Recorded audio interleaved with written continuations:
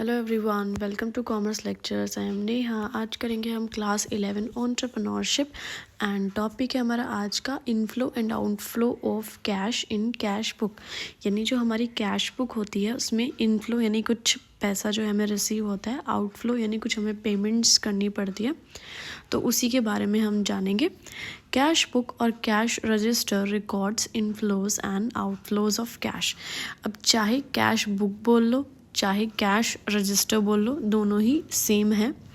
तो ये इसमें एंट्रीज की जाती है, लिखा जाता है inflows and outflows of cash. बात ये है कि इनफ्लो का मतलब क्या होता है। रिसीट्स ऑफ मनी, यानी अगर आपको कहीं से पैसे मिले हैं, आपके हाथ में पैसे आए हैं, तो हम बोलेंगे कैश इनफ्लो हुआ है। इन मतलब बिजनेस के अंदर पैसा आना।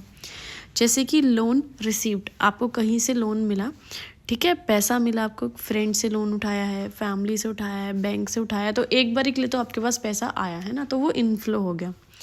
सेल्स रिसीव्ड, यानी आपको पैसा रिसीव हुआ है, आपने अपना कोई प्रोडक्ट या सर्विस बेचा है, उसके बदले आपके कस्टमर्स ने आपको पैसे दिए हैं, तो ये भी इनफ्लो हो गया।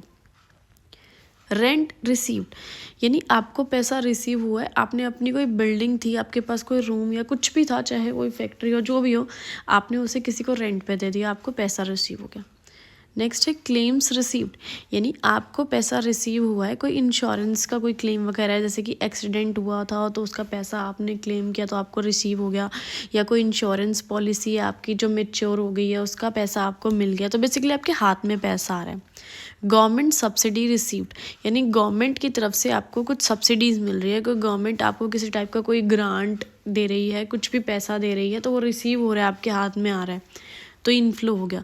सेल ऑफ स्क्रैप, यानी आपको पैसा रिसीव हो रहा है, आप कोई स्क्रैप बेच रहे हो। स्क्रैप मतलब बिल्कुल ही वेस्ट मटेरियल या वेस्ट चीज़ जो कि ख़राब हो चुकी है, जैसे कोई मशीन, कुछ ऐसी चीज़ें आप बेच रहे हो, तो उसको बेचने से आपके पास पैसा आ रहा है।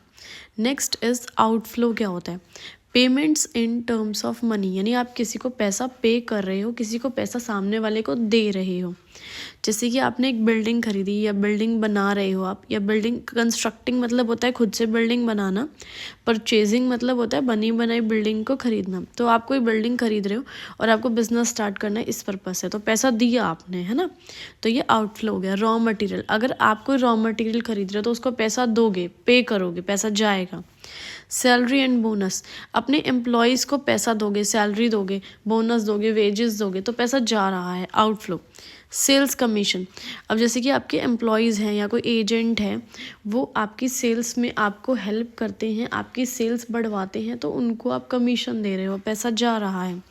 इंटरेस्ट ऑन लोन, आपने कहीं से पैसा बोरो किया था, जैसे कि बैंक से लोन लिया या किसी रिलेटिव से लोन लिया, उसके बदले आप उसको इंटरेस्ट दे रहे हो, ब्याज दे रहे हो, तो यहाँ ब्याज का पैसा जा रहा है, ये आउटफ्लो हो गया।